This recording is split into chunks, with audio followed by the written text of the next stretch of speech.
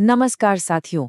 कभी सोचा है कि किसी मुश्किल सवाल का जवाब दिमाग में एकदम से बिजली की तरह कैसे चमकता है? वो जो आहा मोमेंट आता है ना, वो आखिर आता कहाँ से है? तो आज हम इसी के पीछे का पूरा मनोविज्ञान समझने वाले हैं। कोहलर का अंतर्दृष्टि सिद्धांत। और हाँ, अगर आप आरीट परीक्षा की तैयारी कर रहे हैं तो ये टॉपिक आपके लिए बहुत बहुत जरूरी है। तो चलिए शुरू करते हैं। तो रीट की तैयारी कर रहे सभी साथियों का एक बार फिर से स्वागत है। इस विश्लेषण को आखिर तक जरूर देखिएगा और हाँ, चैनल को लाइक और सब्सक्राइब करना बिल्कुल मत भूलिएगा। हमारी आज की कहानी का हीरो है सुल्तान। सुल्तान कोई राजा नहीं बल्कि एक बहुत ही समझदार चिंपैंजी है। और ये कहानी सिर्फ सुल्तान की नहीं है, ये कहानी है हमारे दिमाग के काम करने के तरीके की, जिसे साइकोलॉजी की भाषा में कहते हैं सूझ या अंतर्दृष्टि। तो हुआ कुछ यूं कि सुल्तान को एक कमरे में बंद कर दिया गया। अब सुल्तान को लगी थी जोरों की भूख और छत से लटक रहे थे केले। पर दिक्कत ये थी कि केले बहुत ऊंचे थे। उसने खूब उछल कूद की पर सब बेकार। थक हार कर वो एक कोने में बैठ गया और बस कमरे को घूरने लगा। और तभी अचानक उसके दिमाग की बत्ती जली। उसे वो आहा मोमेंट आ गया। उसने कमरे में पड़े बक्सों को देखा, फटाफट उन्हें एक के ऊपर एक जमाया और केले तोड़ लिए। देखा आपने, यही है सूझ का कमाल। अब सवाल ये उठता है कि भाई सुल्तान के दिमाग में ये आइडिया अचानक से आया कैसे? उसने कोई ट्रेनिंग तो ली नहीं थी। तो इस अचानक वाले आइडिया के पीछे का जो राज है ना, वो छिपा है गेस्टाल्ट सिद्धांत में। चलिए समझते हैं कि ये क्या है। देखिए, गेस्टाल्ट एक जर्मन शब्द है जिसका सीधा सा मतलब होता है पूर्ण, समग्र या एक पूरी आकृति। ये सिद्धांत कहता है कि हमारा दिमाग चीजों को टुकड़ों में नहीं देखता, वो पूरी सिचुएशन को एक साथ एक पूरी तस्वीर की तरह देखता है।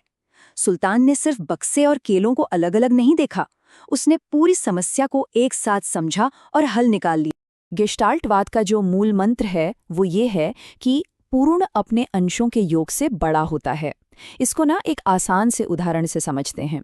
जब हम कोई गाना सुनते हैं तो हम अलग अलग सुर नहीं सुनते, हम पूरी धुन को महसूस करते हैं। वो धुन उन सुरों के जोड़ से कहीं ज्यादा होती है। ठीक वैसे ही सुल्तान के लिए बक्से, केले और दूरी ये सब अलग अलग टुकड़े नहीं थे, बल्कि एक पूरी पहेली थी जिसे उसने एक साथ सुलझाया।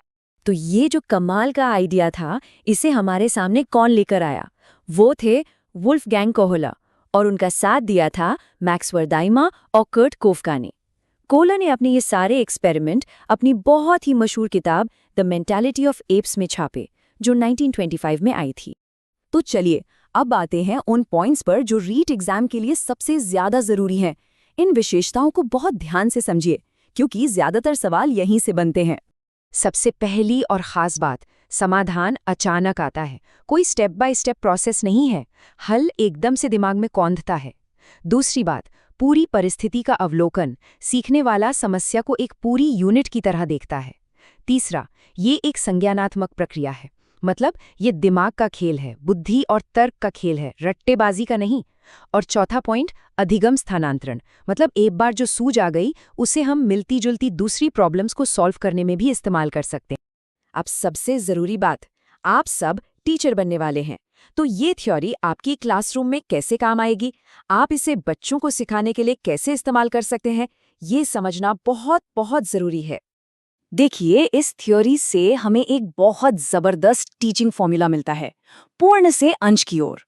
मतलब कोई भी टॉपिक पढ़ाने से पहले बच्चों को उसकी एक पूरी पिक्चर, एक ओवरव्यू दे दीजिए। ये थ्योरी रटने के सख्त खिलाफ है और बच्चों को खुद प्रॉब्लम सॉल्व करने के लिए मोटिवेट करती है। इससे बच्चों में क्रिएटिविटी बढ़ती है, जो कि मैथ्स और साइंस जैसे सब्जेक्ट्स के लिए तो मानो वरदान है। तो थ्योरी तो हो गई पक्की, अब क्या? अब है टेस्ट का टाइम। चलिए देखते हैं कि आपको ये सिद्धांत कितना समझ आया। मैं कुछ सवाल पूछूंगा जो रीट के पैटर्न पर ही है। तैयार है? चलिए शुरू करते हैं। पहला सवाल आपकी स्क्रीन पर। कोहलर के हिसाब से सूझ से सीखने के लिए सबसे जरूरी शर्त क्या है? ऑप्शन है ए, बार बार प्रैक्टिस करना, बी, समस्या को पूरी तरह से देखना, सी, किसी की नकल करना, या डी, इनाम का लालच होना। सोचिए जरा। बिल्कुल सही, सही जवाब है बी। याद है ना, जब तक प्रॉब्लम की पूरी पिक्चर एक साथ नहीं दिखेगी तब तक दिमाग की बत्ती जलेगी ही नहीं। बहुत बढ़िया। अगला सवाल तो बहुत आसान है। हमारी कहानी के हीरो उस होशियार चिंपैंजी का नाम क्या था? A. Sheru, B. Sultan, C. Max या डी. King Kong? जी हाँ, उसका नाम था सुल्तान। ये नाम याद रखिएगा, कई बार परीक्षा में सीधे सीधे पूछ लिया जाता है। सवाल नंबर 3, गेस्टाल्ट शब्द का मतलब क्या होता है? हमने अभी अभी बात की थी इस पर। ए. टुकड़ों में बटा हुआ, बी. रटकर सीखना, सी. पूर्णता या समग्र आकृति, या डी. नकल करना। और इसका एकदम सही जवाब है सी. पूर्णता या समग्र आकृति। गेस्टाल्ट का मतलब ही है पूरी तस्वीर या समग्र रूप। चौथा सवाल, ये जो टीचिंग फॉर्मूला है, पूर्ण से अंश की ओर, ये किस साइकोलॉजिकल स्कूल की देन है? ऑप्शन है ए. व्यवहारवाद, बी. गेस्टाल्टवाद, सी. संरचनावाद, या डी. मनोविश्लेषणवाद। सही जवाब है बी. गेस्टाल्टवाद। ये गेस्टाल्ट साइकोलॉजी की ही शिक्षा के फील्ड में सबसे बड़ी देन है। पांचवा सवाल, अंतर्दृष्टि के सिद्धांत में प्रॉब्लम का सॉल्यूशन कैसे मिलता है? ए. धीरे धीरे कोशिश करने से, बी. अचानक, सी. रटने से, या डी. अनुबंधन से? एकदम सही जवाब है बी. अचानक। यही तो इस थ्योरी का मैजिक है, आहा मोमेंट, यानी अचानक से मिलने वाला सॉल्यूशन। और ये रहा आज का हमारा आखिरी सवाल। कोलर का सिद्धांत सीखने की किस प्रक्रिया पर सबसे ज्यादा जोर देता है? ए. यांत्रिक, बी. संज्ञानात्मक, सी. शारीरिक, या डी. संवेगात्मक? और सही उत्तर है बी. संज्ञानात्मक प्रक्रिया पर। यह सिद्धांत बुद्धि, समझ और तर्क पर आधारित है, ना कि रट्टा मारने पर। तो जाते जाते आपके लिए एक सवाल छोड़कर जा रहा हूं। एक टीचर के तौर पर आप अपनी क्लास में बच्चों को सिर्फ फैक्ट्स रटाएंगे, या उन्हें सुल्तान की तरह सोचने और अपनी सूझ को विकसित करने का मौका देंगे? इस पर सोचिएगा जरूर। उम्मीद है ये सेशन आपके लिए फायदेमंद रहा होगा। अगर पसंद आया तो इसे अपने दोस्तों के साथ शेयर करें और चैनल को लाइक और सब्सक्राइब करना ना भूलें। धन्यवाद।